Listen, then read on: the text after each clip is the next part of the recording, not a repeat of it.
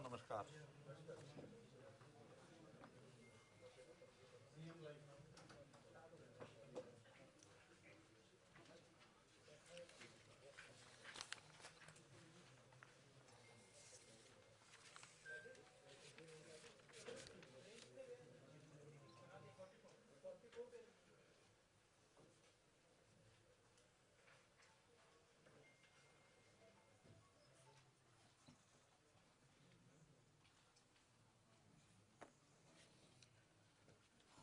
मित्रों, दो तीन छोटे छोटे विषय हैं जिसके लिए आपको बुलाया है।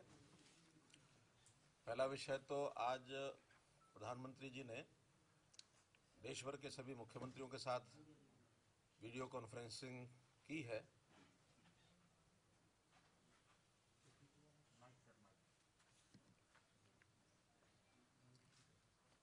आज देश भर के सभी मुख्यमंत्रियों के साथ वीडियो कॉन्फ्रेंस की है और उसमें मुख्य रूप से विषय था कि जैसे कोरोना की एक थर्ड वेव कुछ प्रांतों में चली है और वहाँ केसेस बढ़े हैं।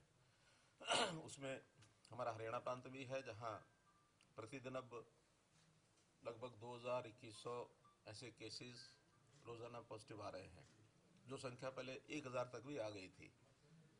अब इस चीज़ को क्योंकि सारे देश भर में 8 प्रांतों को इस विषय के लिए चिन्हित किया गया था जहाँ केसेस बढ़ रहे हैं, उनको सबको आगे इसको कैसे रोका जाए, इसके कुछ विषय सुझाव ये सब सामने आए हैं। हमने आश्वासन दिया है कि हम कोविड को और फैलने से रोकने के लिए जितने पर्याप्त प्रबंध हैं वो सब करेंगे। इसके अंदर सोशल डिस्टेंसिंग है, इसके अंदर मास्क का प्रयोग करने की बात है। 1 करोड़ मास्क हम जल्दी इसी सप्ताह के अंदर हम बंटवाएंगे और इसी में एक विषय सोशल डिस्टेंसिंग का जो है उसका भी एक निर्णय हमने लिया है कि अभी 26 तारीख से जितने भी एनसीआर के बड़े शहर हैं, 6 जिले खास करके, उसमें गुरुग्राम, फरीदाबाद, रेवाड़ी, रोहतक, पानीपत और हिसार, सोनीपत आ गया। तो इन 6 जिलों में सोशल गैदरिंग के नाते, चाहे वो पारिवारिक है, विवाह शादी है या कोई सामाजिक, धार्मिक, राजनीतिक है, किसी प्रकार की गैदरिंग में कोई भी जो हॉल कम से कम जहाँ 100 की संख्या का स्पेस है तो वहाँ 50 लोग ही एकत्र होंगे, इससे ज़्यादा नहीं। और ओपन में अगर करना होगा तो 100 लोग कर सकते हैं, इससे ज़्यादा नहीं। बाकी जिलों में किसी इंडोर में करना होगा तो 100 की संख्या तय की है, ओपन में करना होगा तो 200 की संख्या तय की है। ये परसों 26 तारीख से ये नियम लागू हो जाएगा। तो मैं अपील भी करूंगा हरियाणा की जनता से कि इनके ऊपर, इन सब बिंदुओं पर वो थोड़ा सा कोरोना के फैलाव को रोकने की दृष्टि से ये पग उठा रहे हैं, इसलिए इसमें वो सहयोग करें। क्योंकि कोरोना से बचाना है तो लोग स्वयं अपनी जितनी सावधानी बरतेंगे उतना ही बचाया जा सकता है। तो इस प्रकार से एक ये निर्णय हमने किए हैं। इसी में दूसरा विषय था कि वैक्सीन, जिसका भारत देश में भी 2 प्रकार की वैक्सीन का निर्माण होकर के उसका ट्रायल चल रहा है। दुनिया के कई देश भी वैक्सीन बना रहे हैं। तो हमारे ट्रायल का 3rd फेज इस समय शुरू हुआ है। बहुत जल्दी 3rd फेज समाप्ति के बाद ये आम नागरिक के लिए भी उपलब्ध हो, तो इसके लिए भी आज योजना रचना बनाने के लिए कहा है। उसके अंदर कैटेगरीज तय करेंगे कि कौन सी कैटेगरी को पहले, क्योंकि एक साथ देश में 130 करोड़ लोगों के लिए वैक्सीन उपलब्ध कराना संभव भी नहीं है। तो पहले चरण में जिनके लिए बहुत आवश्यक है, ऐसे जो हेल्थ केयर वर्कर्स हैं, ऐसे सब लोगों को पहले चरण में दी जाएगी, ताकि हेल्थ केयर वर्कर्स की इसमें से बचाव करना, उनको सुरक्षित रखना, यह पहले चरण में किया गया है। ऐसे ही दूसरे चरण में और जो पब्लिक की लाइफ की जो सर्विसेज हैं, जो आवश्यक हैं, ऐसे देश भर में इसको तय किया गया है। तीसरे में जो बाकी लोग हैं उनको आयु के अनुसार 2 चरण उसके बनाए हैं। तो 4 ऐसे कैटेगरीज बना करके और ये सारे 130 करोड़ लोगों तक वैक्सीन पहुंचे, ये एक टारगेट है। अब उसका एकदम निश्चित जो प्रोग्राम है वो बाद में दिया जाएगा कि कब तक वो वैक्सीन का ट्रायल समाप्त होगा और कब वो उपलब्ध होगी और कब से शुरू करेंगे। इसके लिए स्टेट की स्टीयरिंग कमेटी है, स्टेट टास्क फोर्स है, डिस्ट्रिक्ट टास्क फोर्स है। सुझाव तो है कि ब्लॉक तक की टास्क फोर्स बनाई जाए ताकि हर एक व्यक्ति तक उस वैक्सीन का जो इंजेक्शन है वो पहुंच सके, ये सारी फॉर्मेलिटीज़ पूरी करने के लिए कहा गया है। तीसरा विषय है कि जो मैं जनता से अपील करना चाहूँगा, किसानों से भी अपील करना चाहूँगा कि अभी जो किसान संगठनों ने दिल्ली कूच का जो एक आह्वान किया हुआ है, हम उसको उचित नहीं मानते हैं। और उसको उचित न मानते हुए लॉ एंड ऑर्डर की स्थिति बनी रहे, इसके लिए पुलिस के द्वारा कुछ सख्त कदम उठाए जाने की योजना बनाई गई है कि वो सख्त कदम उठाए जाएंगे। और इसमें जनता से अपील ये है कि 25 और 26 तारीख कम से कम पंजाब जाने वाले जो बॉर्डर्स हैं, हरियाणा पंजाब के जो बॉर्डर्स हैं, वहाँ जाने की तरफ थोड़ा अवॉइड करें। जीटी रोड पर, हाईवेज पर ना आए, क्योंकि उन रोड्स के ऊपर थोड़ा सख्ती बरती जाने की योजना है। और इसी प्रकार से 26 और 27 तारीख को हरियाणा दिल्ली के जो बॉर्डर्स हैं उन पर भी जाने को अवॉइड करें, इसके बिना ही अपना काम चलाए। वहाँ भी उन 2 दिनों में सख्ती बरती जाने की एक योजना बनाई गई है, ताकि हम किसी प्रकार की लॉ एंड ऑर्डर की स्थिति को मेंटेन रखने के लिए हमारी पुलिस जो अलर्ट है, उस नाते से हमने ये व्यवस्था की है।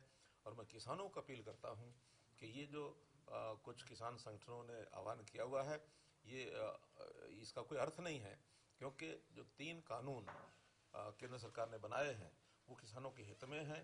उसमें हमने घोषणा की है, बार बार की है, अब फिर मैं कर रहा हूँ कि हमारे यहाँ हरियाणा में न तो हम मंडियों को डिस्टर्ब करेंगे, बल्कि पहले से मंडियाँ जितनी हैं उसको ज़्यादा बढ़ाने की कोशिश करेंगे। और इसी प्रकार एमएसपी भी जो हमारे यहाँ विभिन्न फसलों की तय की गई है, चाहे वो केंद्र सरकार के द्वारा धान अथवा गेहूँ जो प्रोक्योरमेंट की जाती है वो तो होगी ही होगी। इसके अलावा हरियाणा सरकार ने भी बाजरा है, सरसों है, मूंग है, मूंगफली है, सूरजमुखी है, ऐसी सब फसलों के लिए हमने भी यहाँ अपनी एमएसपी के ऊपर खरीद जारी रखी हुई है और इसको लगातार जारी रखेंगे। इसके अंदर कहीं व्यवधान नहीं आने देंगे। इसलिए यही 2 शंकाएं किसानों की हैं। उन 2 किसानों की शंकाओं को दूर करने के लिए बार बार पहले भी कहा, आज भी मैं कह रहा हूँ।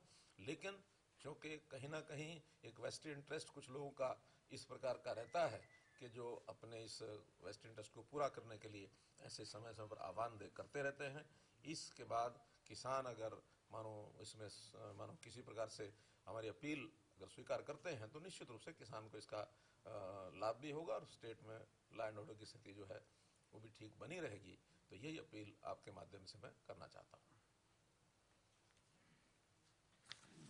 सर, इसमें कोई दूसरा से अब हिमाचल ने रात का कर्फ्यू करा है और कई जिलों में जैसे पार्टली एरियाज में जो बंद करने की बात है, हरियाणा में अभी कोई जो प्रभावित एरिया आपने बताए हैं, क्या नाइट कर्फ्यू या फिर कोई समय पे कुछ समय के लिए जैसे वहाँ पर कुछ टाइम के लिए से बंद करने वाली बात हो ताकि मूवमेंट ना हो? ऐसा हमको लगता है कि नाइट कर्फ्यू आदि लगाने का कोई बहुत बड़ा उपयोग लगता नहीं है, क्योंकि रात को तो वैसे भी कोई इस प्रकार की गैदरिंग ज़्यादा होती नहीं है।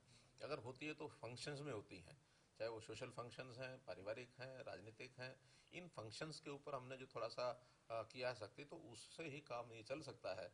रात्रि कर्फ्यू में या हरियाणा में इस प्रकार की कोई चीज़ ज़्यादा नहीं होती कि रात्रि को बहुत ज़्यादा लोग निकलते हों।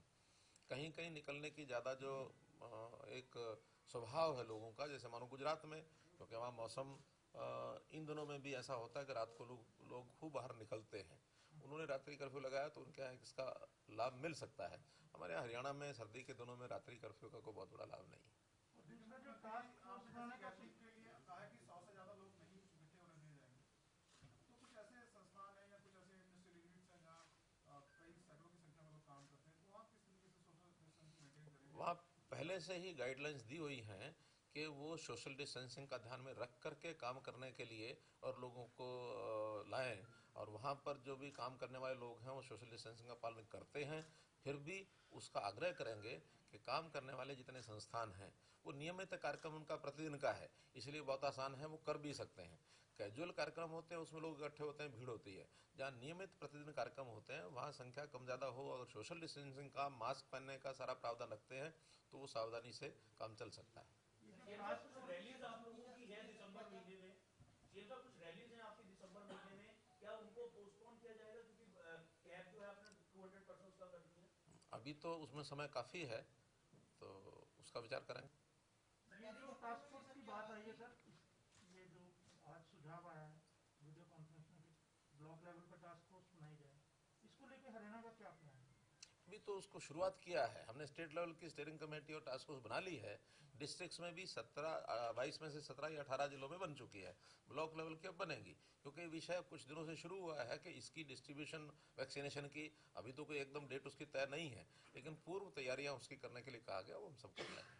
सर एक बात और है कि जैसे महाराष्ट्र ने कह दिया कि दिल्ली से आने वाले सभी को जो है अपना कोविड टेस्ट करा के आना पड़ेगा, वो भी 72 घंटे पहले। तो आप तो दिल्ली के बिल्कुल समीप रहते हैं, चारों तरफ से आपका एरिया घिरा हुआ है, तो आप लोग भी ऐसे भी प्लान कर रहे हैं कि ताकि लोग टेस्ट करा के आए इस इलाके में? हम लोग अपने जो बॉर्डर्स हैं दिल्ली के साथ जुड़े हुए हैं, वहाँ हमारी टेस्टिंग सब चल रही है, और वो टेस्टिंग हम, ये जो एंटीजन टेस्टिंग है वो सबकी होती है। उसमें जो पॉजिटिव यानी जो सिम्टोमेटिक होते हैं उनकी फिर दूसरी RT-PCR वो टेस्टिंग फिर बाद में उसकी रीटेस्ट कराते हैं, ताकि कोई प्रभावित व्यक्ति पॉजिटिव निकलता है तो उसको फिर अलग करते हैं। बॉर्डर्स के ऊपर हमारी सारी व्यवस्था ये चल रही है। सर 2000 केसेस आ रहे हैं डेली, अभी हरियाणा कौन सा स्टेट से है? मैंने बताया ये थर्ड वेव चल रही है, बल्कि ये 2000 तो अब कम हो गए हैं। इससे पहले तो ये एक दिन तो शायद 3000 हो गए थे, 3000 भी टच कर गए थे।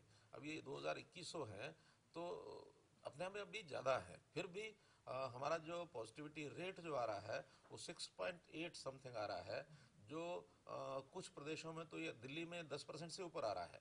दिल्ली में एक समय था 16% पॉजिटिविटी रेट हो गया था, तो इसलिए हमारा दिल्ली से कम है, फिर भी ओवरऑल 6.8 ज़्यादा है। अगर ये और 4-5 तक आता है तो मैं समझता हूँ नॉर्मल स्थिति आएगी। सीएम साहब एक कांग्रेस का क्वेश्चन है that is not related to Covid. Congress को आईटी डिपार्टमेंट में 100 करोड़ का जो एआईसीसी को फंड किया है, कोई मध्य प्रदेश की कंपनी है, तो कांग्रेस को आईटी डिपार्टमेंट उसको इन्वेस्टिगेट कर रहा है। तो how do you feel that National Herald case में पहले Gandhi is already there under the scanner of IT, now another case has come up and Times Now has broken this story. ये पैसा हरियाणा से गया है क्या? नहीं हरियाणा से नहीं गया, ये तो कोई मध्य प्रदेश की कंपनी है, लेकिन just want to take your ये ऑल इंडिया लेवल के जो विषय होते हैं, केंद्र सरकार सब पर ध्यान रखे हुए है, और निश्चित रूप से इसका कोई ना कोई संज्ञान लेगी केंद्र सरकार, ऐसा मेरा विश्वास है। सर एक सवाल, अभी हाल ही में जो जानकारी आई कि जो लोग मास्क नहीं पहन रहे हैं उनसे सरकार को अच्छे पैसे आए हैं, क्योंकि लगभग ये माना जा रहा है कि एक जिले में कई करोड़ रुपए की दर्ज। ऐसा कोई आंकड़ा है सर आपके पास कि मास्क न पहनने वालों से कितना चालान वसूला हुआ? ऐसा लगभग मुझे लगता है कि कोई 24-25 करोड़ रुपया इकट्ठा हुआ है। लेकिन देखिए, मास्क न पहनने वाले से जुर्माना लेने का कोई हेतु पैसा इकट्ठा करना नहीं होता है, वो तो एक डेटरेंट होता है कि लोग जो है सो थोड़ा सा भयभीत हों, मास्क जरूर पहने। हम साथ में मास्क उनको देते भी हैं, बांटते भी हैं, चलान भी करते हैं, साथ में उनको कहते हैं 5 मास्क लेकर जाओ, और जो चालन के साथ उनको 5 मास्क दिए जाते हैं। हमने पीडीएस दुकानों पर मास्क रखे हैं, उनको भी देते हैं, अर्बन लोकल बॉडीज के माध्यम से भी मास्क उनको देते हैं। मास्क लेने के बाद भी लोग पहनते नहीं हैं, इसलिए स्वभाव बने मास्क पहनने का, उसी लिए है। कोई इसका हेतु कोई चुनाव यानी कोई पैसा इकट्ठा करके कहीं लेने का ऐसा अर्थ नहीं है उसका।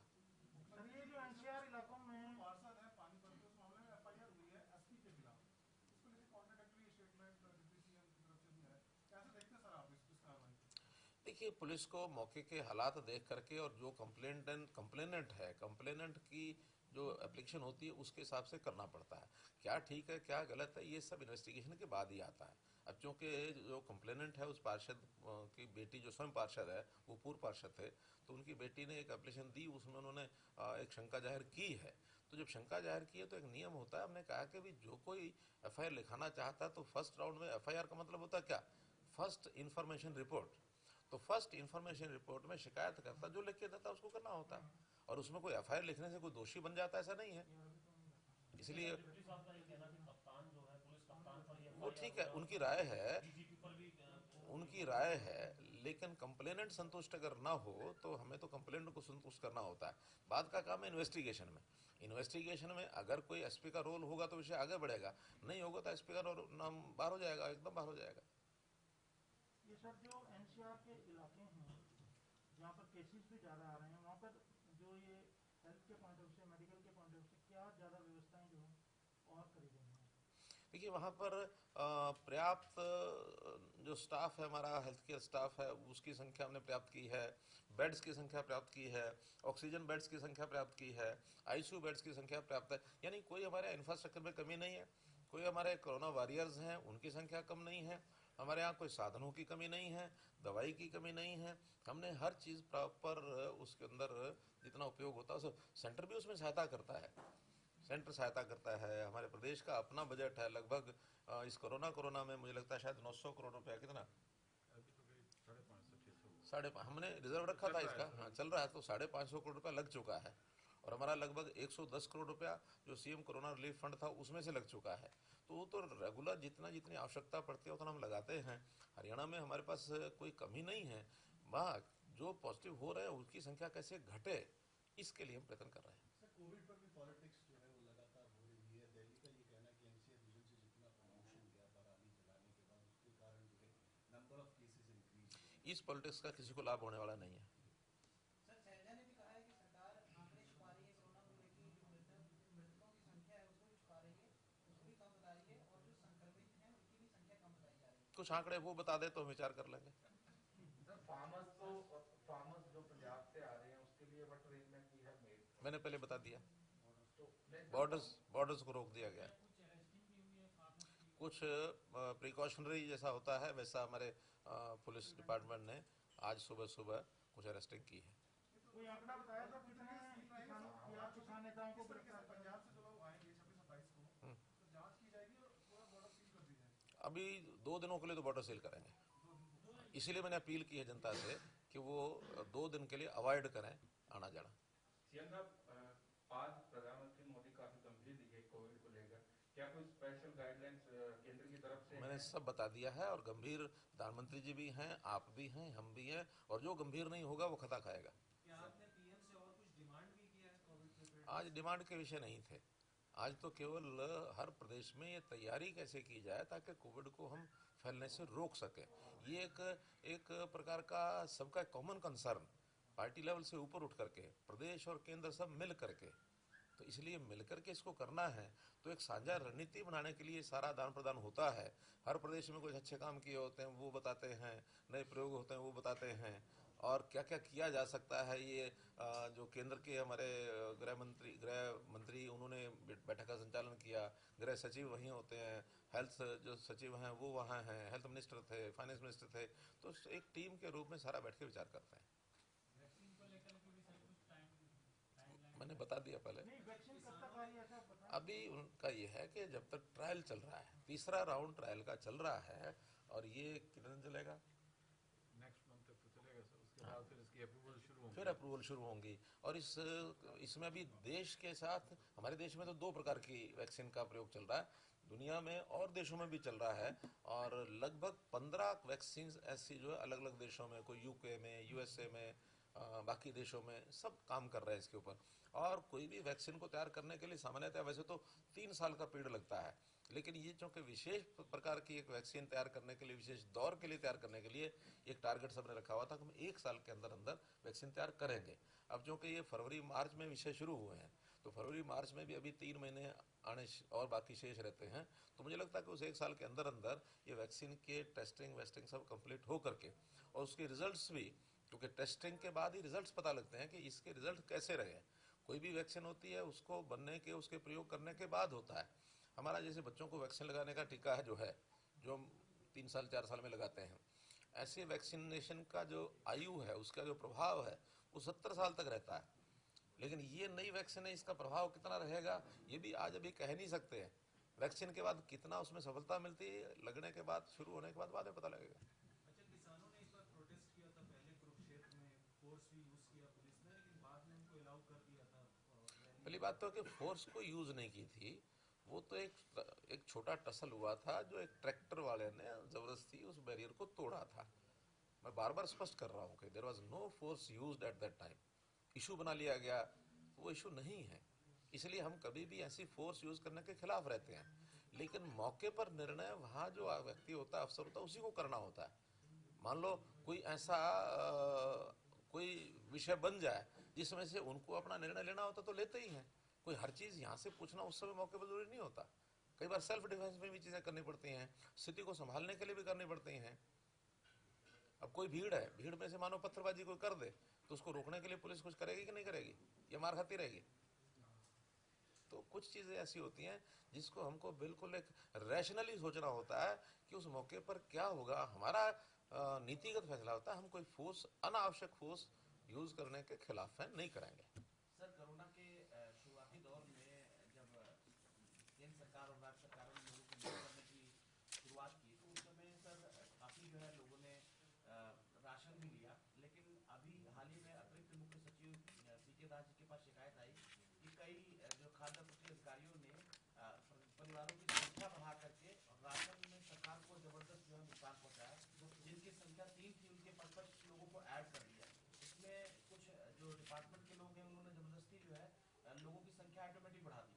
तो इस संबंध में सर आपको लगता है कि उचित कार्रवाई होनी चाहिए या? देखिए, अभी तक हमारे पास ऐसी शिकायत नहीं है। केवल इतना ही है कि बहुत से परिवारों के राशन कार्ड नहीं बने हुए थे, उनके लिए अलग से हमने एक व्यवस्था बनाई थी, डिस्ट्रेस राशन टोकन। तो डिस्ट्रेस राशन टोकन के आधार पर लगभग 80,000 लोगों के नए कार्ड बने थे, वो तो बने हैं। सर एक बार सवाल नहीं सर, यमुनानगर में ऐसा मामला पकड़ में आया है कि वहाँ कुछ राशन कार्ड होल्डर जो हैं, डिपो होल्डर हैं, उन्होंने कार्ड में, क्योंकि अब बंदे दिखाई नहीं देते, तो वो बंदे बढ़ा दिए हैं। वो जांच चल रही है विभाग में। और ठीक है, तो कोई एक आध केस ऐसा हुआ होगा तो जांच चलेगी। और वैसे भी हम अब एक नया, आप लोगों को पहले मैंने बताया था, एक प्रोसेस हमारा शुरू हुआ, परिवार पहचान पत्र।